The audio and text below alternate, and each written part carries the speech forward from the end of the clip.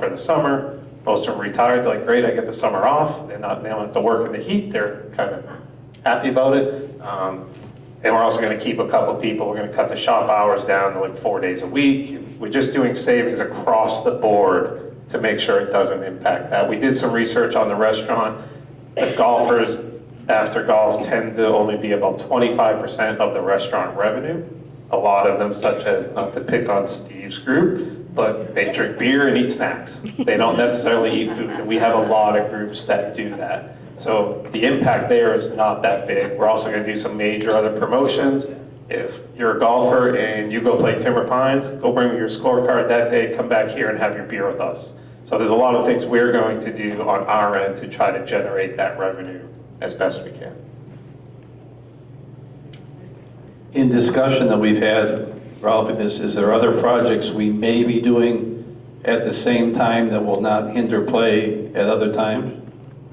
Such as bridges? Such as bridges?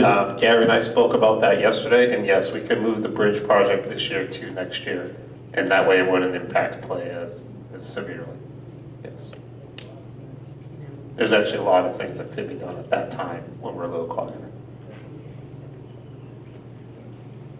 Do we have a motion for approval? So moved. We get a second? So moved. Any further discussion by the residents or the board? Well, I do have a question. Will, if we use DTE, will they use the current staff here, so it'd be less, or will they be bringing in a crew like they did for the bunkers? They actually contract out to a company called Champion. The question came up, why didn't we go directly to Champion as well? I like having it go through Down to Earth. It's same with the bunker project going on now. If I have a problem, I go to Down to Earth. I call them and I say, hey, you got to get this problem fixed.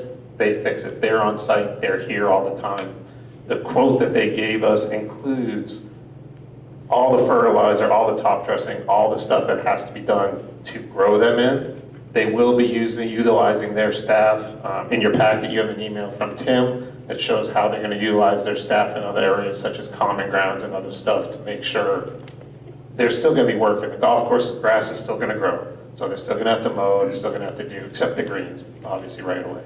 How much of a reduction in the annual fee are we looking at being closed for 3 months? Oh, that's in your packet. I don't know the exact percentage off the top of my head, but you have a whole budget package in your packet that shows what the rates will be for all the packages. And if we do get to open, one of the clubs that just did this opened in 10 weeks, not 12. So at that point, those people that buy annual packages, Jim, we would give them those 2 weeks, and we're going to charge them obviously for those 2 weeks. The 245 is what the quote is. I am asking for do not exceed 275, just in case we decide to go maybe a hair bigger on a couple greens. Square feet doesn't go very far if you think about how big a square foot is. So we are asking for that. For the edification of the residents, we are going to be returning the greens to the original size of when they were built, though. Correct, original size, but correcting some flaws that are out there currently. Like number 3 was rebuilt before I got here. Whoever rebuilt it did not do a very good job. So we'll be fixing some of those things, but for the most part, the greens will return back to the original. We're not changing a major design overhaul with all these new tiers and slopes. Basically, if you look at number 1 green will look like number 1 green, just maybe a little bit bigger. There might be some subtle differences, but overall, they're going to be the same, same green. And you don't do any drawings or anything ahead of time because you leave that up to the architect and the contractor. When they come out, these guys are amazing. Their visions, they'll look at something and go, we need to do something like that. I'm not an architect, so when you bid them out as square footage, and they did it that way. Did we ever look at temporary greens and continue play, or would that just be too much of a hassle? Yes, that was one of the things that we had talked about was temporary greens. However, if we do temporary greens, the impact to the residents financially will change because now I have to fully staff all summer long. There's no way for me to make up the savings in those 12 weeks because a lot of people won't play on temporary greens. You just answered, I'm Bill Clark, Lakeside Village. You just answered my question about the temporary green. You may want to consider changing the putting green also. We are, that's one of the greens as well. Okay, because I understand this dwarf grass is very fast, much faster than they're used to. Yeah, we're gonna change, it's not only the 18 greens on the golf course, it's the putting green probably being doubled, at least doubled in size. I know Steve had his way be triple, but at least double. We'll redo the chipping green and also our nursery green, that's in the back of the driving range, all at the same time. So it's a total of 21 greens. Any other discussion from the residents? Okay, ready to vote? Okay. All those in favor say aye. Aye. Opposed, nays? Passes 100% unanimously. Number 5, by Mr. Herb Hurley. At the last board meeting, the board approved coming up with a drone policy. I was asked to get drone rules to go with that policy to go in our rules and regulations. Attached, you will see those rules, and we were just looking for approval of those rules. And those were reviewed by the attorney as well. So moved. Second. Got a motion, we got a second? Any discussion from the board or from the residents? All those in favor, please say aye. Aye. Opposed, nays? Passes unanimously. Item number 6, submitted by Mr. Mike Philly.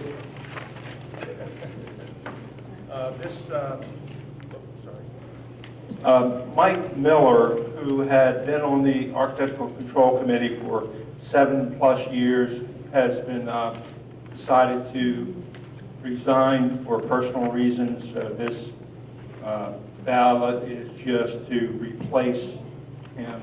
And I'd like to nominate Nancy Harrison, who is currently an alternate, and switch her to ACC member. And at the same time, nominate Cal Ribaniski, is that close enough, to take Nancy's place as the alternate. The committee has 2 alternates, and the reason for that is because of snowbirds sometimes can't show up, and we have to have someone to fill in to make a quorum, and for cases like Mike's resignation. But if I didn't just before, we need to really thank Mike Miller. He was a big part of getting this committee organized and up and running, and he's done a terrific job, and we're going to certainly miss him. Do we have a motion for approval? So moved. Do we have a second? Second. Open for discussion from the residents or anyone from the board? All those in favor, please say aye. Aye. Opposed? Passes unanimously. Item number 7, submitted by Mr. Jim Kelly. There's been some discussion and some reasoning about, or questions about employment of residents. And so to clarify, what I've done is this policy was updated to allow the past general manager to own a home in Heritage Pines. This request will revert to the original policy. Also, I want to amend this and add an employee is defined as an individual who receives a W-2 form from Heritage Pines. Anybody that gets a 1099 or any other kind of thing, if it's not a W-2, they're not an employee. So this clears it up, which allows, for instance, because the Brown family lives here, we couldn't use them because of, we're paying them money. Well, we can use them because they're a contractor. Somebody that does the water aerobics or anybody that we do not give a W-2 is not an employee subject to working here. The main original reason behind this was so that Steve couldn't be the ranger out on the golf course and picking on his, his other residents. So, and that's part of it too, just to keep it clear. So if the employee does, or the person does not get a W-2, they are not an employee. Do we have a motion for approval? I'll make the motion. Motion. Do we have a second? We have a motion and a second, open for discussion. Do we not have to make a motion to amend the Yes. first? I think that's what we're doing. All right, I'll make the motion to amend it to an employee, do you have that, Kim? An employee is defined as an individual who receives a W-2 from Heritage Pines. Okay, we have a motion, we have a second. Can we have some discussion on this?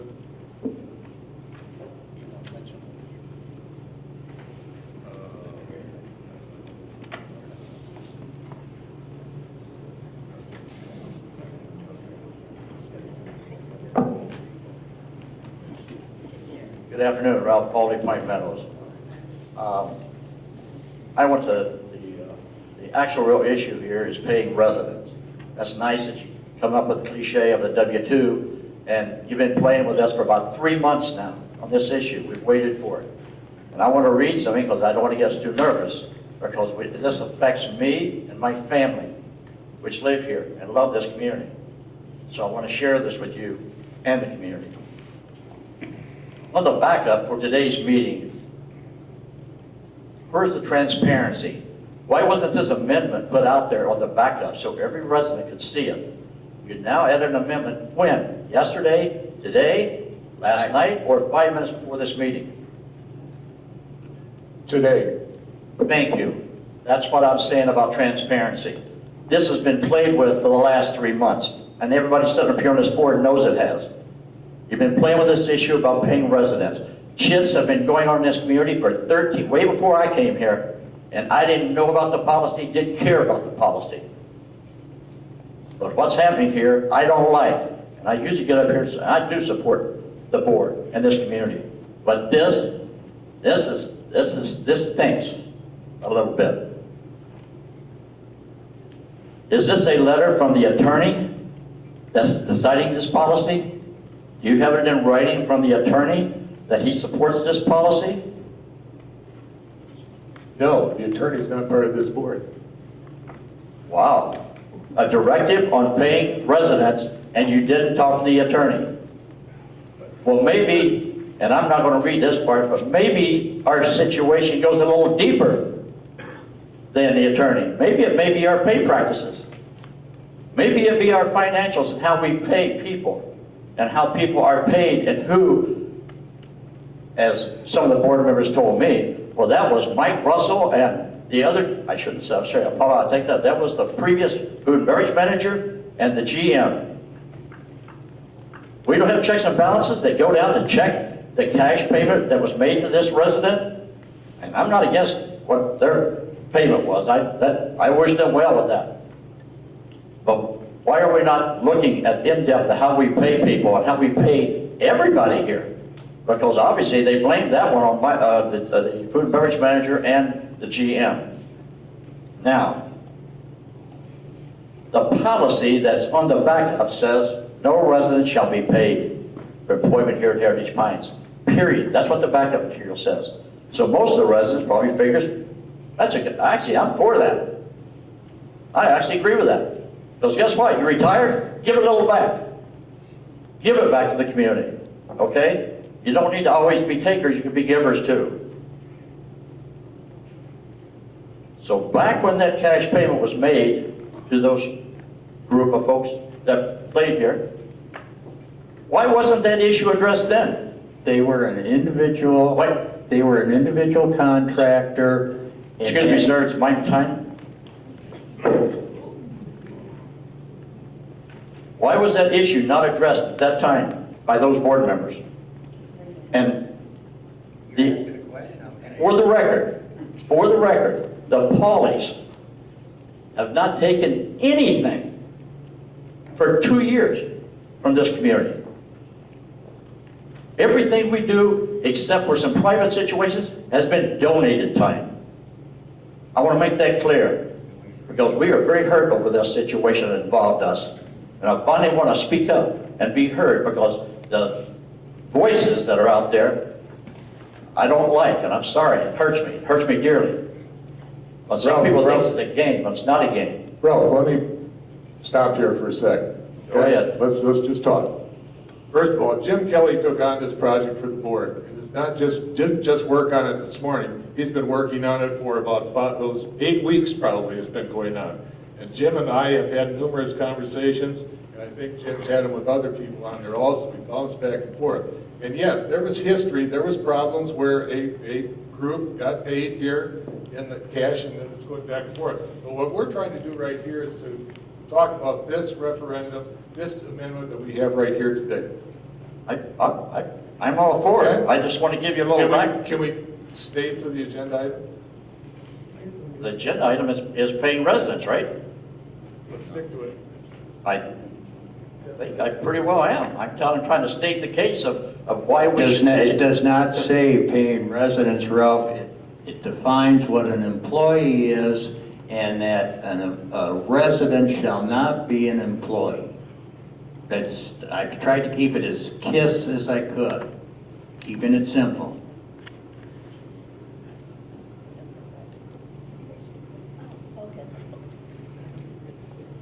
I guess I'm frustrated because I hear, and this is a community of 1,200 or 1,406 homes, and you hear everything that goes on. And if you don't want something said, just walk in the lobby and say, don't tell anybody, because it'll be throughout the community in about 5 minutes. And when I hear that certain board members are on the golf course telling other people, oh yes, we're going to pay the residents, or they're going down the hall and meeting with somebody saying, oh yes, we're going to. Why can't you put that on the agenda and just let us all talk about it openly? That's all I got to say. I just really feel that the board needs to look really at transparency. Transparency. Thank you, Ralph.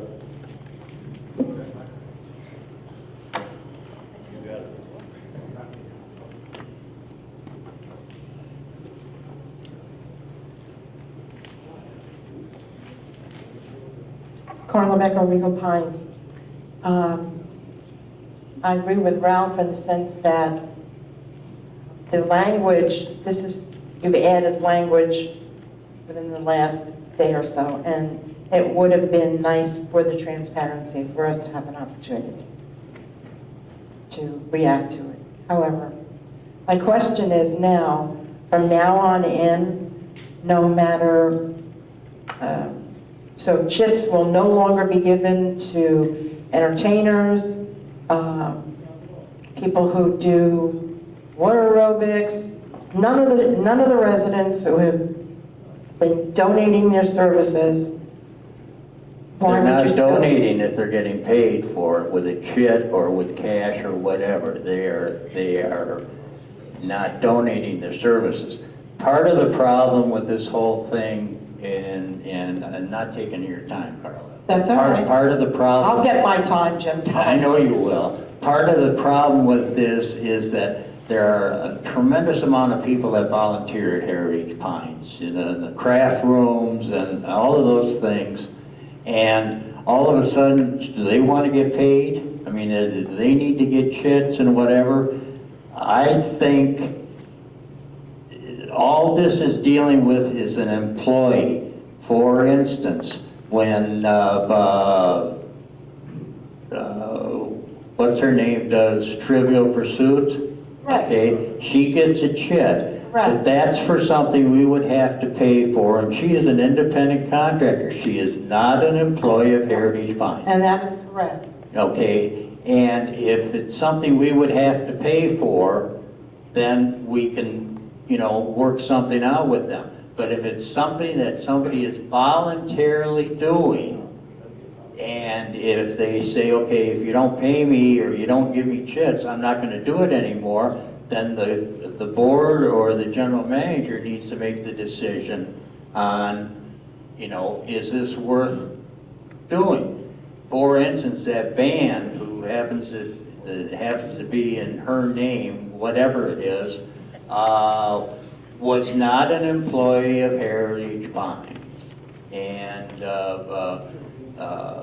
the food and beverage, the entertainment can decide to hire that person just like they do any of the other outside ones, because they are an independent contractor. So we just need to go away. The only thing we're dealing with here is that you as a resident cannot be paid by Heritage Pines on and you get a W-2, because that means you are an employee versus an independent contractor.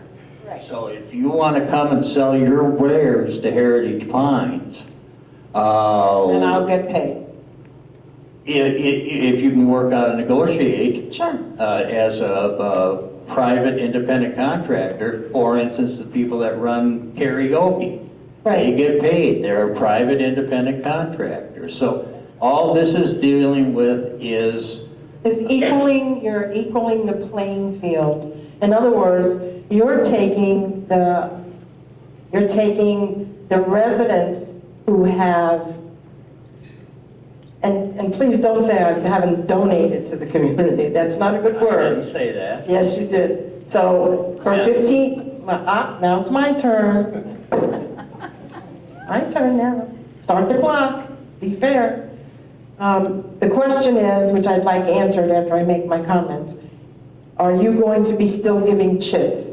My question, are you still going to be giving chits? Yes, technically, that's a form of payment.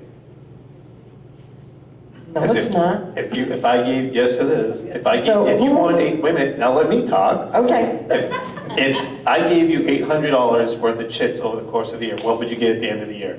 I would get a 1099. Which is a form of income, which is a form of Absolutely. payment. So you are being paid, you're just being paid in a different way, No, as and I get opposed to that. cash. No, and I understand Okay, that. if I give you $800 worth of check, Correct. you'd get a 1099. It's the same thing, Same just thing. different form, but you are being paid, just differently. No, and I understand that. But as a resident, I have been working, giving more of my time to give back to the community, to keep the expenses down, okay? That has been my choice because I love this community. But understand this, I'm Songbird Entertainment, I'm an incorporated business, I've been that for over 20 years. We do work outside of the community, and sometimes we have Barbara O'Leary. So we are professionals, we are paid professionals. We have chosen to work here out of love and a huge discount. So, point being is, when I do it at Timber Pines, I get $300 or $350. I come here, I get 100 in chits. So if I'm going to be thrown in with the same pool and be given an opportunity to make the kind of money, it's a double-edged sword for me because I love the community, I'm cognizant of its expenses. My only concern now is if we do not have written criteria for when someone is going to get paid or be given a chit, if we're, no disrespect to you, but we need to have documentation and a process. You need to have proper contracts and know that people are bona fide businesses. Because when we leave it to someone's discretion and there's no criteria, we open ourselves up to disparity and not fair treatment. And that we cannot do. No one in this room can afford to incur any more legal bills. So I'm saying if that's the new rule, that everybody's going to get paid, or you have to have criteria. So is the yoga guy going to get paid? Who is going to get paid, and what is the criteria for payment? And then we have to get into thresholds of how much money are we going to look at for that person to be hired. For example, and I have here the financial statements. I have shown this to Steve. There's an entertainment report that you can read online. The 2 times that this one particular group, and they are fabulous, did play here, and they were paid checks, cash. In total, for the 2 performances that they worked here, we paid them $5,500. One event made $700, it's in this report, and one event lost $667.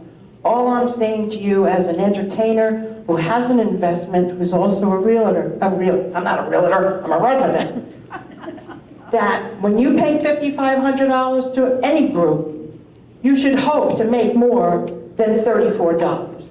Okay, but that's not the issue we're talking about. I get that. The only thing we're talking about here is that a resident cannot be an employee that receives a W-2. An employee is defined as a person that receives a W-2. And all I'm saying to you is, I don't disagree with that verbiage. I'm just trying to fill in more of that box.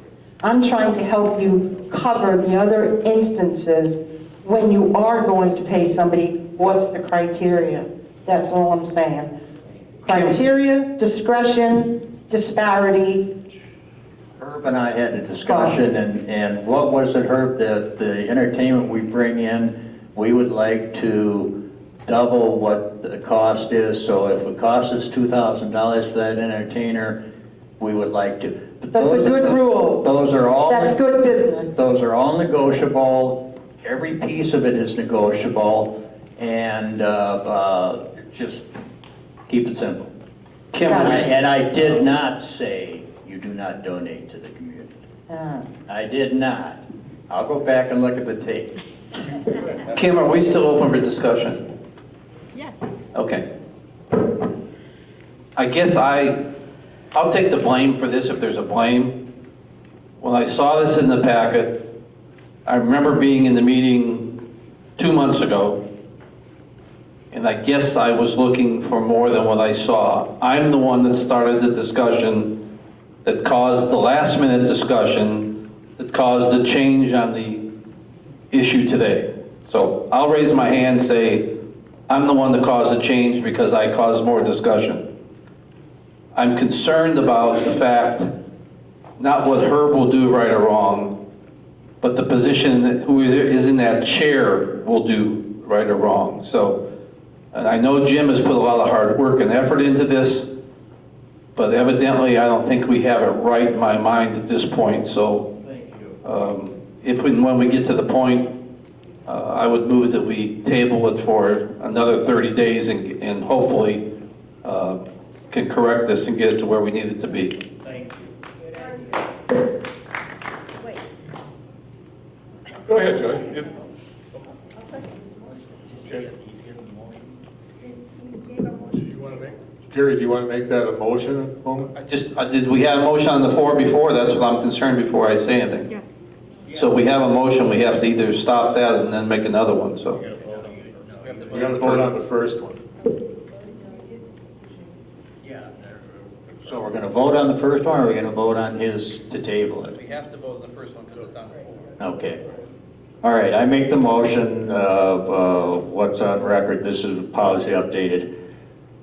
And only one other caveat was, this was only changed for the general manager because he wanted to purchase a house, our previous general manager. So we're just basically reverting to what's been with Heritage Pines since the takeover. So I make this motion. There was a second for I it. make this motion as amended. And there was a second for it. But let's take a look at it just a little bit here. We're just doing the employment of residents on here, okay? We're just. Okay. Are we still open for discussion? Yeah, we still are. Yeah, I think we need to focus on this and get this done. However, and I would vote for that. However, second thing we need to do is Herb, you're charged by your duties as prescribed in the policy manual, and I think it's important that you, in concurrence with the board, set the standards that will be followed, and they're not clear if there are any there, but it's important that we really define and who we're going to pay and how much we're going to pay, and people that volunteer, I think that's absolutely great. Don't forget this whole board are volunteers, So, my pay has not gone up much in the last 4 years. Bob, I already wrote myself a note to start that process. Yes, I okay, mean, but we can do that separate, I think, Correct. from voting for this particular right. You absolutely. agenda item. We can bring the new policy to the next. Okay, we got the first motion on the floor to go along with what Jim had on here, and then we're gonna have another motion after we have this vote, okay? So all those in favor of the current wording as was proposed to us today? And amended. No, not amended. We'll amend it to what Jim came with today, yes, okay? Yes. All those in favor say aye. Aye. Opposed? Me. Not opposed. Passes.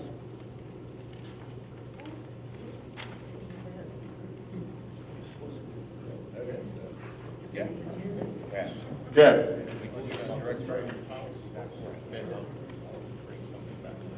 Number 8, submitted by Mr. Herb Hurley, approval of fines and suspension of delinquent accounts. Just need board approval for one fine and suspension. Do we have we have a second? Second. All those in favor say aye. Aye. Opposed? None. Do I have a motion for adjournment?